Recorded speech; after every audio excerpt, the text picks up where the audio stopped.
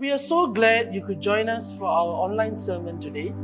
Before we hear God's word, we will have scripture read. நீங்கள் இணையம் வழியாக இடம்பெறும் பிரசங்கத்தில் எங்களோடு இணைந்திருப்பதில் நாங்கள் மகிழ்ச்சி அடைகிறோம். ஆண்டவருடைய வார்த்தையை கேட்பதற்கு முன்பாக வேத வாசிப்பு வாசிக்கப்படும். கர்த்தருக்கு ஸ்தோத்திரம். இன்று தேவ செய்திக்கென்று எடுத்துக்கொள்ளப்பட்ட வேத பகுதி லூக்கா எழுதின சுவிசேஷம் 19ஆம் அதிகாரம் வசனங்கள் 28 வரை. புதிய ஏற்பாட்டில் பக்கம் 113. லூக்கா 19ஆம் அதிகாரம் வசனங்கள் 28 வரை. இவைகளை அவர் சொன்ன பின்பு எருசலேமுக்கு புறப்பட்டு முந்தி நடந்து போனார். அவர் ஒலிவ மலை என்னப்பட்ட மலையின் அருகான பெத்பகே பெத்தானியா என்னும் ஊர்களுக்கு சமீபித்த போது தம்முடைய சீஷரில் 2 பேரை நோக்கி, உங்களுக்கு எதிரே இருக்கிற கிராமத்துக்கு போங்கள். அதிலே பிரவேசிக்கும் போது மனுஷரில் ஒருவனும் ஒரு காலும் ஏறி இராத கழுதைக்குட்டியை கட்டியிருக்க காண்பீர்கள். அதை அவிழ்த்து கொண்டு வாருங்கள். அதை ஏன் அவிழ்க்கிறீர்கள் என்று யாராவது உங்களிடத்தில் கேட்டால் அது ஆண்டவருக்கு வேண்டும் என்று சொல்லுங்கள் என்றார். அனுப்பப்பட்டவர்கள் போய் தங்களுக்கு அவர் சொன்னபடியே கண்டார்கள். கழுதைக்குட்டியை அவர்கள் அவிழ்க்கும் போது அதற்கு உடையவர்கள், குட்டியை ஏன் அவிழ்க்கிறீர்கள் என்று கேட்டார்கள். அதற்கு அவர்கள், அது ஆண்டவருக்கு வேண்டும் என்று சொல்லி அதை இயேசுவினிடத்தில் கொண்டு வந்து தங்கள் வஸ்திரங்களை அதின் மேல் போட்டு இயேசுவை அதின் மேல் ஏற்றினார்கள். அவர் போகையில் அவர்கள் தங்கள் வஸ்திரங்களை வழியிலே விரித்தார்கள். அவர் ஒலிவ மலையின் அடிவாரத்துக்கு சமீபமாய் வருகையில் திரளான கூட்டமாகிய சீஷர் எல்லாரும் தாங்கள் கண்ட சகல அற்புதங்களை குறித்து சந்தோஷப்பட்டு, கர்த்தருடைய நாமத்தினாலே வருகிற ராஜா ஸ்தோத்தரிக்கப்பட்டவர், பரலோகத்திலே சமாதானமும் உன்னதத்திலே மகிமையும் உண்டாவதாக என்று மிகுந்த சத்தத்தோடே தேவனை புகழ்ந்தார்கள். அப்பொழுது கூட்டத்தில் இருந்த பரிசேயரில் சிலர் அவரை நோக்கி, போதகரே, உம்முடைய சீஷரை அதட்டும் என்றார்கள். அவர்களுக்கு அவர் பிரதியுத்தரமாக, இவர்கள் பேசாமல் இருந்தால் கல்லுகளே கூப்பிடும் என்று உங்களுக்கு சொல்லுகிறேன் என்றார். ஆமேன். இது தேவனுடைய வசனம். நாம் யாவரும் சேர்ந்து சொல்வோம், தேவனுக்கு ஸ்தோத்திரம். நாம் தலைவணிக்கு கூட இந்த நேரத்தை ஆண்டவர் இடத்தில் ஒப்பு கொடுப்போமாக. எங்கள் நல்ல தேவனே, இந்த நேரத்துக்காக நன்றி செலுத்துகிறோம். நாங்கள் ஜெபிக்கிறோம் ஆண்டவரே, உமது வார்த்தை மூலமாக, பிரசனம் மூலமாக நீர் இந்த செய்தியை கேட்குற ஒவ்வொருவரையும் பலப்படுத்தும் கூட நாங்கள் ஜெபிக்கிறோம் ஐயா. உமது நன்மையும் கிருபையும் அதிகரிக்க ஆண்டவரே இவர்களை ஆசீர்வதியும். இயேசு கிறிஸ்து நாமத்தில் ஜெபிக்கிறோம் எங்கள் ஜீவனுள்ள பிதாவே, ஆமேன். இந்த நாளில் அநேக சபைகளில் குருத்தோலின் ஞாயிறு என்று கொண்டாடுகிறார்கள். Many churches today celebrate this day as Palm Sunday. They celebrate the triumphant entry of Jesus into Jerusalem more than 2000 years ago. 2000 வருடத்துக்கு முன்பாக இயேசு வெற்றிகரமான பிரவேசம் எருசலேத்துக்குள் செய்தார். அவர் எருசலேத்துக்குள் வந்த அந்த வருகை குறித்து அநேகர் கொண்டாடுகிறார்கள். அந்த சம்பவத்தை நீங்கள் லூக்கா 19ஆவது அதிகாரம் வசனம் 28-40 வரை வாசிப்பதை நீங்கள் கேட்டீர்கள். You heard that being read in Luke 19 verses 28-40. The Bible tells us that God is love and that God desires that everyone be reconciled with him. வேதம் எடுத்து காட்டுகிறது, ஆண்டவர் அன்பு உள்ளவராக இருக்கிறார். அவர் விரும்புகிறார் எல்லோரும் அவருடன் ஒப்புரவாக்குதலுக்குள் இருப்பார்கள் என்று. He desires that everyone be reconciled with him. The separation that came through Adam, God desires that they will be reconciled with him through Jesus. அதன் மூலமாக வந்த அந்த பிரிவினை ஆண்டவர் விரும்புகிறார். இயேசு கிறிஸ்து மூலமாக அந்த ஒப்புரவாக்குதலில் அனைவரும் அதை பெற்றுக்கொண்டு ஆண்டவர் சித்தம் பிரகாரம் அவர்கள் வாழ்வார்கள் என்று அவர் விரும்புகிறார். God desires that everyone be reconciled with him and that they live a life that is pleasing and according to the wishes of God. And so the verses that were read reflect the entry of Jesus into Jerusalem. வாசிக்கப்பட்ட அந்த வசனம் இயேசு அவர் செய்த அந்த பிரதான தியாகத்தை குறித்து அந்த எருசலத்துக்கு அந்த கடைசி பயணம் செல்கிறார். அதை குறித்து தான் நீங்கள் வாசிப்பதை கேட்டீர்கள். You heard the scripture being read, and this is the final journey that Jesus is making into Jerusalem. He has been to Jerusalem many times, but this is his final trip. அவர் எருசலேத்துக்கு அநேக பயணங்கள் சென்றிருக்கார். ஆனால் இதுதான் அவரோட கடைசி பயணமாக இருக்கிறது. Knowing full well what awaited him, knowing that he must endure the cross before receiving the kingdom.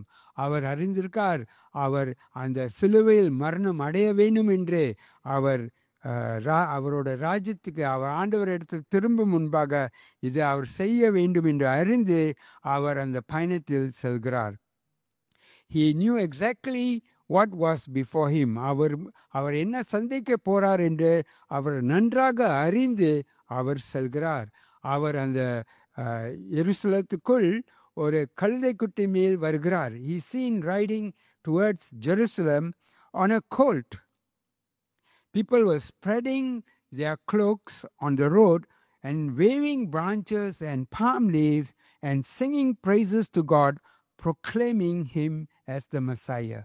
அவர் எருசலேம் நோக்கி வரும்போது ஜனங்கள் அவரை நோக்கி அவர்களோட வஸ்திரத்தை விரித்து அவர்கள் குருத்தோலை எடுத்து அவர்கள் பாடி ஆடி அவரை வரவேற்கிறார்கள். அவர்தான் ஆண்டவரால் தெரிந்து கொள்ளப்பட்ட அந்த மெசையா என்று அவர்கள் ஏற்றுக்கொண்டு அவரை குறித்து பாடுகிறார்கள். தீர்க்கதரிசி சொன்ன பிரகாரம் இவர்தான் என்று அவர்கள் ஏற்றுக்கொண்டு அவரை குறித்து பாடுகிறார்கள். It's a wonderful scene of welcoming Jesus into Jerusalem. இயேசு கிறிஸ்துவை எருசலேத்துக்குள் வரவேற்கக்கூடிய ஒரு நல்ல ஒரு காட்சியாக காணப்படுகிறது. The triumph entry of Jesus marked the moment when Jesus began publicly to reveal himself as the Jewish Messiah. அவரோட எருசலேத்துக்குள் வர அந்த பயணம் அதுதான் எடுத்து காட்டுகிறது. அவர் வெளிப்புறமாக அவர் எடுத்து காட்டுகிறார் அவர்தான் இஸ்ரவேலுடைய மேசியா என்று வெளிப்புறமாக அவர் எடுத்து காட்டுகிறார். இதுக்கு முன்பாக அவர் சீஷர்கள் மத்தியிலும் அநேகர் மத்தியிலும் எதுவும் சொல்ல வேண்டாம் என்று அவர் கேட்டுக்கொண்டார். ஆனால் இப்பொழுதோ அவர் வெளிப்புறமாக அதை எடுத்து காட்டுகிறார். Prior to this, Jesus has instructed his disciples and the people not to reveal that he is the Messiah. But now he openly allows them to proclaim that he is the Messiah. And he is coming as a humble and suffering king to Jerusalem. அவர் ஒரு வெற்றி பெற்ற ஒரு வெற்றிகரம் உள்ள ஒரு வீரராக வரவில்லை, ஒரு குதிரை மேல் வரவில்லை. ஆனால் அவர் ஒரு கீழ்ப்படிந்த சேவகன் உள்ள ராஜாவாக அவர் எருசலேத்துக்குள் வருகிறார்.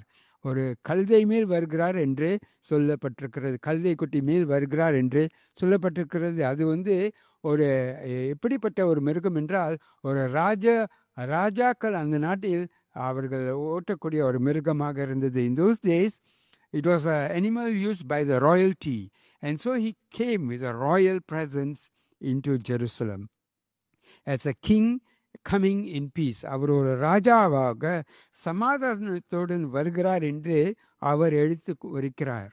அவரை குறித்து ஜக்காரியா 9வது அதிகாரத்தில் 9வது வசனத்தில் இப்படியாக சொல்லப்பட்டிருக்கிறது. சீயோன் குமார்த்தியே, மிகவும் களிகூறு. எருசலேம் குமாரத்தியே, கம்பீரி. இதோ உன் ராஜா உன்னிடத்தில் வருகிறார். அவர் நீதி உள்ளவரும் இரட்சிக்கிறவரும் தாழ்மை உள்ளவரும் கழுதையின் மேலும் கழுதை குட்டியாகிய மரி மேலும் ஏறி வருகிறவருமாய் இருக்கிறார். அவர் ஒரு ராஜாவாக வருகிறார் என்று அங்கு வெளிப்படுத்துகிறார். அவர் ரட்சிப்பை கொண்டு வருகிறார், ஆண்டவரோட கிருபையை கொண்டு வருகிறார் என்று அங்கே வெளிப்படுத்துகிறார். அவருடைய ராஜ்யம் வித்தியாசமான ஒரு ராஜ்யம் என்று வெளிப்படுத்துகிறார். He is proclaiming that he is not coming to bring a military victory, but he is coming bringing salvation and the grace of God. That he is showing that the nature of his kingdom is different from those expected by those who are ruling then. அங்கே ராஜரீகம் செய்து கொண்டு இருக்கிறவர்கள் மத்தியில் அவர்கள் எதிர்பார்க்கிற ஒரு ராஜ்யம் பிரகாரம் இல்லை, அவர் கொண்டு வருகிற ராஜ்யமோ ஒரு சமாதானம் நிறைந்த ராஜ்யம் என்று அவர் வெளிப்படுத்துகிறார். அவரை பின்பற்றவர்கள் அவரை ஏற்றுக்கொள்ள வேண்டும் என்று வெளிப்படுத்துகிறார். He shows that those who want to be in his kingdom will have to be faithful to him. அவருக்கு கீழ்ப்படிந்து அவரை பின்பற்ற வேண்டும் என்று அவர் வெளிப்படுத்துகிறார். And those who have given up everything to follow him are the ones who will be accepted by him. அவருக்காக அனைத்தும் விட்டு அவரை பின்பற்றவர்கள் தான் ஏற்றுக்கொள்ளப்படுவார்கள் என்று அவர் இந்த காரியங்கள் மூலமாக வெளிப்படுத்துகிறார். இதை அனைத்தும் அந்த ஜனங்கள் அறிந்தவராக இருக்கிறார்கள். The people knew him because he has been doing all this throughout the years that he has ministered in their midst. அவர்கள் மத்தியில் செய்த சிகிச்சையின் மத்தியில் அவர் இதை அநேக மூலமாக அவரோட பிரசங்கம் மூலமாக அவரோட செயல்கள் மூலமாக அவர் வெளிப்படுத்துகிறார். He has revealed to them through his teachings, through the actions that he has done, through the many deeds that he did for them, that his kingdom is different. அவருடைய ராஜ்யம் வித்தியாசமாக இருக்கிறது என்று. அப்படி அவர் வரும்போது அவர்கள் அதை குறித்து அவர்கள் கொண்டாடி பாடுகிறார்கள். And therefore the people are rejoicing and singing and praising him. And there were some in the crowd who were not happy with that. அந்த கூட்டத்தில் சிலருக்கு அவர்கள் அப்படியாக பாடி அவர் கொண்டாடுகிறதை அவர்களுக்கு பிடிக்கவில்லை. The Pharisees who were in the crowd were unhappy that the people were singing praises to him. அவரை குறித்து இப்படியாக பாடுகிறார்களே, இவர்தான் மேசியா என்று வெளிப்படுத்துகிறார்கள் என்று அவர்கள் ஏற்றுக்கொள்ளவில்லை. அவர்கள் சொன்ன வார்த்தைகளை லூக்கா 19வது அதிகாரம் 39வது வசனத்தில் வாசிப்பதை கேட்போமாக.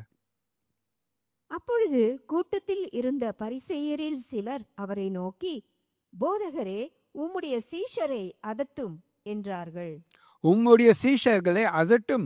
அவர்கள் உண்மை குறித்து எடுத்து சொல்கிறார்கள், அது சரியல்ல என்று அவர்களோட நோக்கம்.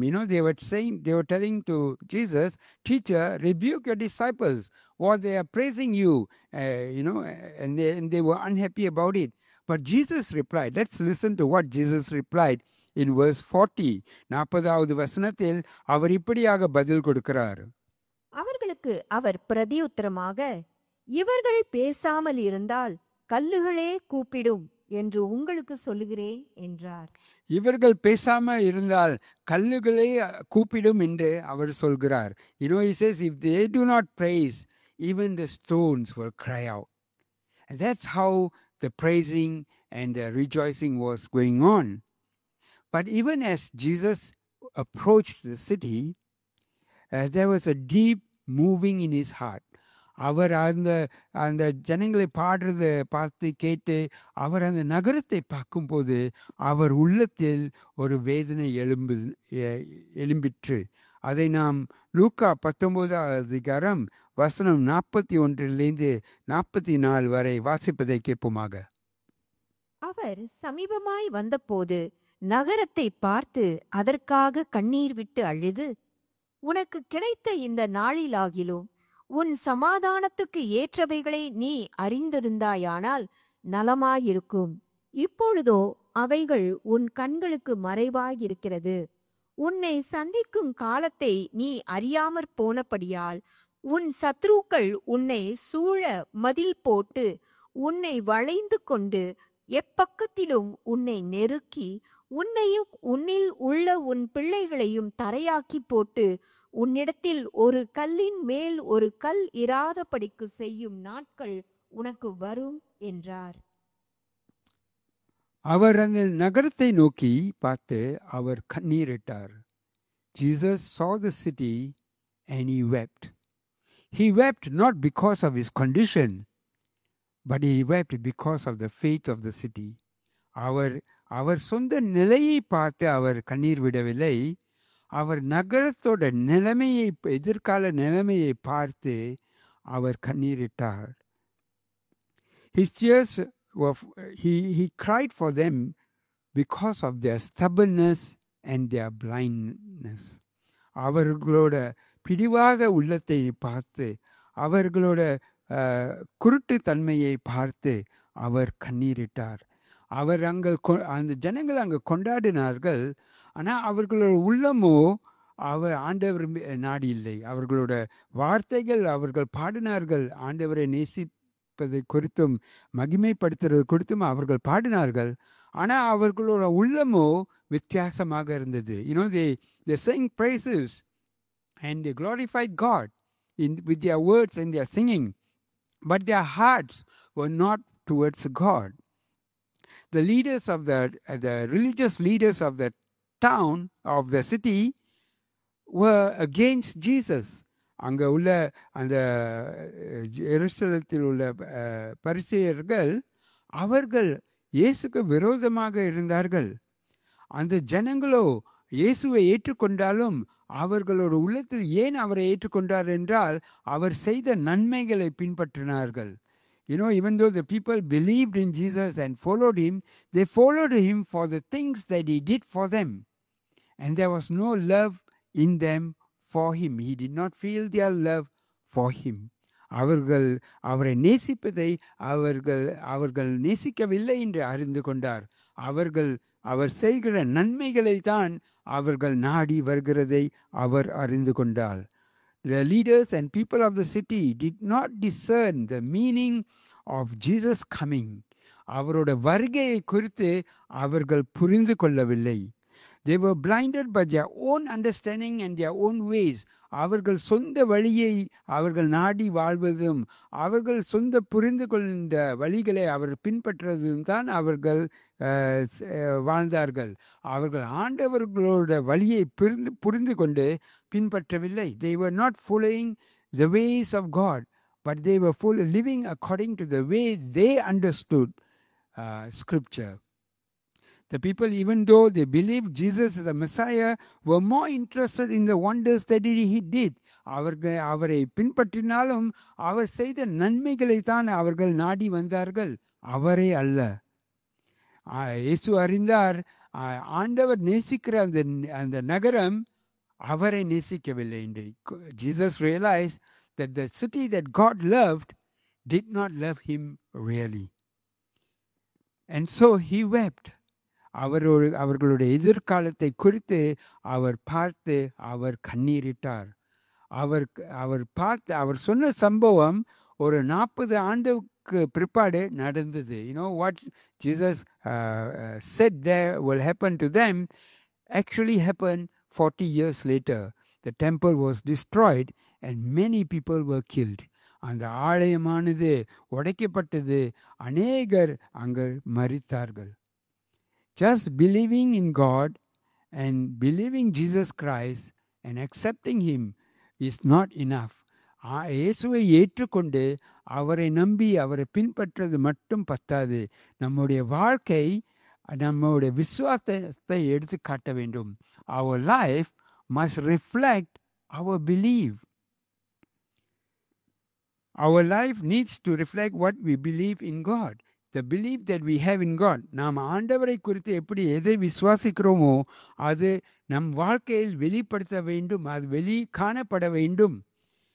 நாம் எப்படி வாழ வேண்டும் என்று இயேசு நமக்கு எடுத்து காட்டினார்.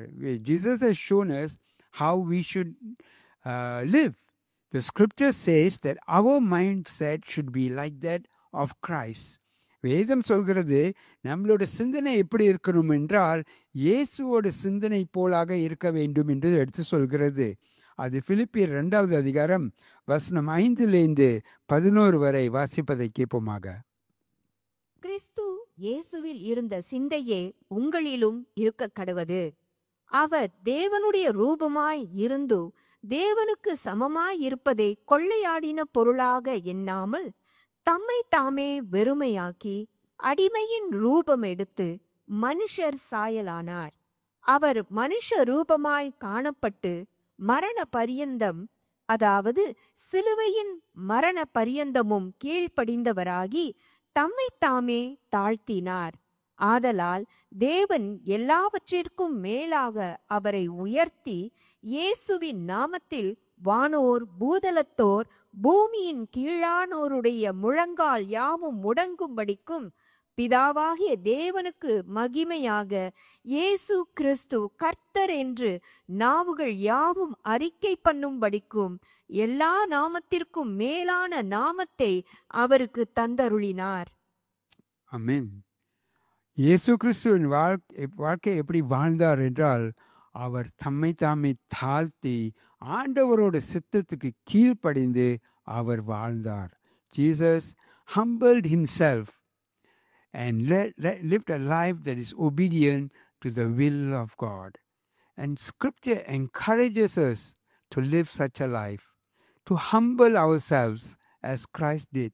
நம்மை தாமே நம்ம தாழ்த்தி ஆண்டவருக்கு முன்பாக நம்ம தாழ்த்தி வாழ வேண்டும் என்று வேதாகமம் நம்மை ஊக்கப்படுகிறது. We are called to humble ourselves and to live according to the will of God. ஆண்டவரோட சித்தம் பிரகாரம் வாழ வேதாகமம் நம்மை ஊக்கப்படுகிறது. ஆனால் இது அப்படியாக ஒரு வாழ்க்கை வாழ நம்மளால் கஷ்டமாக இருக்கும். But we very often find it very hard to live such a life. And we struggle in many areas. And that is why God has given us His Spirit. அதனால் தான் ஆண்டவர் அவரோட பரிசுத்த ஆவியானவர் நமக்கு கொடுத்திருக்கிறார். நமக்கு உதவியாக இருக்கவும் நம்ம அப்படி ஒரு வாழ்க்கை வாழவும் அவர் நமக்கு கொடுத்திருக்கிறார். God has given us His Spirit so that we will be able to live a life that humbled life, and a life that is obedient to God's way, will and way of life.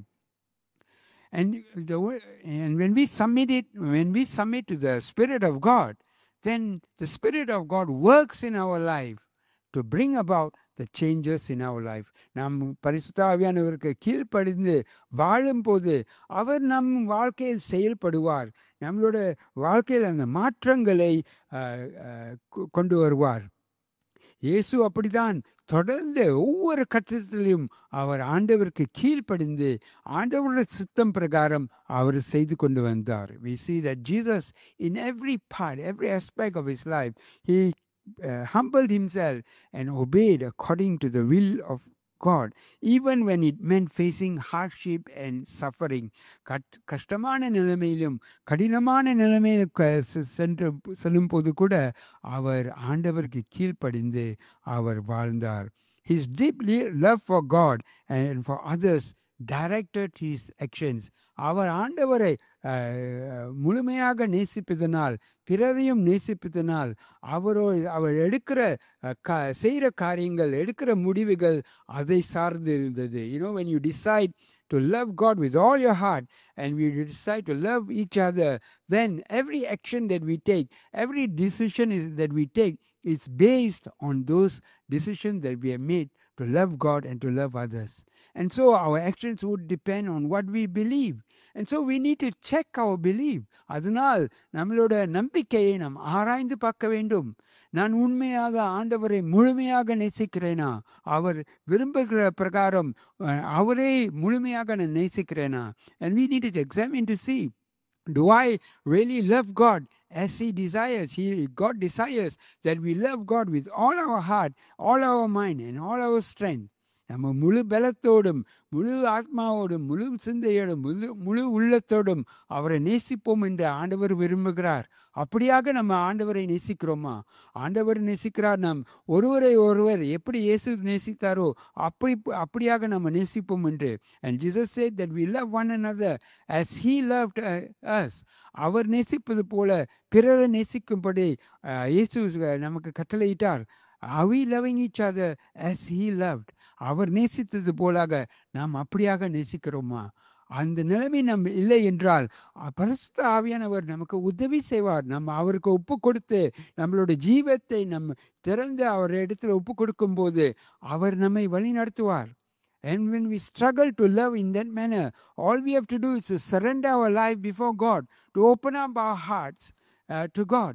And he, through his spirit, will guide us to change us in areas that we need to change. Only thing, we must be willing. நம்ம ஒப்பு கொடுத்து நம்ம உள்ளத்தை திறந்து அவரிடத்தில் நம்ம ஒப்பு கொடுக்கும் போது அவர் அதை செய்வார். When we surrender to God, open our hearts and are willing to allow his spirit to work in us, then God brings us through that journey of loving him and loving others. And that is what God desires. And God is willing to do that when we submit to him.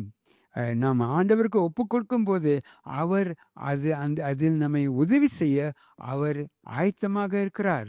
But when there's a rebellious heart, then God is a just judge and judgment falls.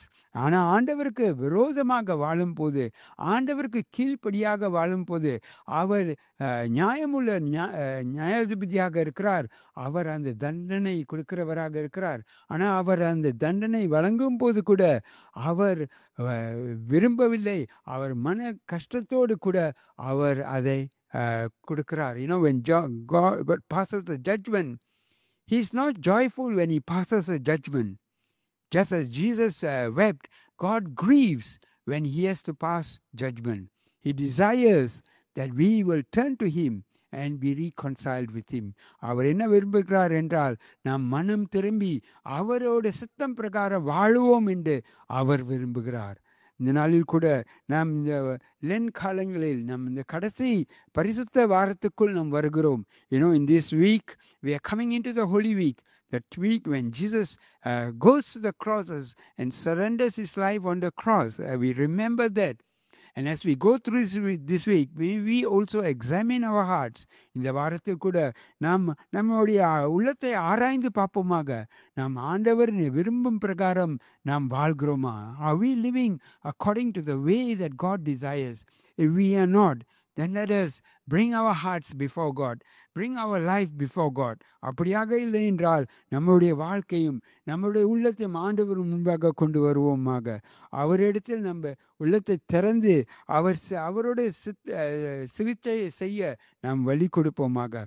May we allow God to continue his work in us in areas where we need help, because our God is a willing God. ஆனால் ஆண்டவர் ஆயத்தமாக இருக்கார் நம்மை வழி நடத்த. இந்த நேரத்துக்கு கூட நாம் ஜெபம் பண்ணுவோமாக. ஆண்டவரே, இந்த நாளில் நீர் எவ்வளவாக எங்களை நேசிக்கிறீர் என்று ஆண்டவரை மீண்டும் மீண்டுமாக ஞாபகம் படுத்துகிறீர். God, you keep reminding us that you are a God with a compassionate heart and you love us deeply. நம்மளை ஆழமாக நேசிக்கிறீர் என்று நீர் அனுதினமும் எங்களுக்கு வெளிப்படுத்துகிறீர் ஐயா. ஆண்டவரே, நாங்கள் போராடி கொண்டு இருக்கிற நிலைமைகளை உமது இடத்தில் ஒப்புக் கொடுக்கிறோம். Lord, we bring our struggles and challenges to you, and we ask you, Lord, to minister to us, to heal us, and to help us in areas where we face challenges. ஆண்டவரே, நாங்கள் போராடுகிற இடங்களில், கஷ்டப்படுகிற இடங்களில் ஆண்டவரே எங்களை சந்தியும், எங்களுக்கு உதவி செய்யும். ஆண்டவரே, இந்த இடங்களில் நாங்கள் மேற்கொள்ள பலனடைய தொடர்ந்து உமக்கென்று பிரியமாக உமது சித்தம் பிரகாரம் பிரியமாக வாழ எங்களை வழி நடத்தும். Lord, help us to live in a way that is pleasing to you and glorifying to you, Lord. Not just in our hearts, but in our whole spirit, Lord. எங்களோட உள்ளத்தில் மட்டும், எங்களோட வார்த்தையில் மட்டும் இல்லை ஆண்டவரே, நாங்கள் எங்களோட முழு ஆத்மாவிலையும் எங்களோட சிந்தையிலும் முழுமையாக நாங்கள் உம்மை ஆராதிக்கவும், உமக்கு ஒப்பு கொடுக்கவும், உமக்காக ஜீவிக்கவும் எங்களை வழி நடத்தும். இந்த நாளில், இந்த வாரம் முழுவதும் இந்த இந்த இந்த செய்தியை கேட்குற ஒவ்வொருவரையும் வழி நடத்தும் ஆண்டவரே.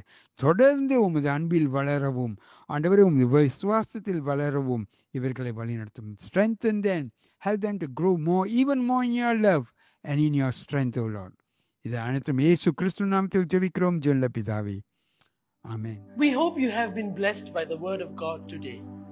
If you have any questions after hearing the sermon today or need someone to talk to, please contact our church office. We would like you to know that you are not alone and that we as a church are willing to journey with you. We hope to be a safe space where you can grow in Christ as a person. We hope you have a great week. God bless you. பிரசங்கத்துக்கு பிறகு தேவனுடைய வார்த்தையால் நீங்கள் ஆசீர்வதிக்கப்பட்டீர்கள் என நம்புகிறோம். பிரசங்கத்தை கேட்ட பிறகு உங்களுக்கு ஏதேனும் கேள்விகள் இருந்தால் அல்லது யாரிடமாவது பேச வேண்டும் என்றால் எங்கள் சபை அலுவலகத்தை தொடர்பு கொள்ளுங்கள். நீங்கள் தனிமையில் இல்லை என்றும் உங்களோடு சேர்ந்து பயணம் செய்ய நாங்கள் சபையாக முன் வருகிறோம் என்பதை நீங்கள் அறிய வேண்டும் என்று நாங்கள் விரும்புகிறோம். நீங்கள் கர்த்தருக்குள் ஒரு நபராக வளர்ச்சி அடைவதற்கு உங்களது பாதுகாப்பான இடமாக நாங்கள் இருக்க விரும்புகிறோம். இந்த வாரம் உங்களுக்கு சிறந்த வாரமாக அமையட்டும். ஆண்டவர் உங்களை ஆசீர்வதிப்பார்.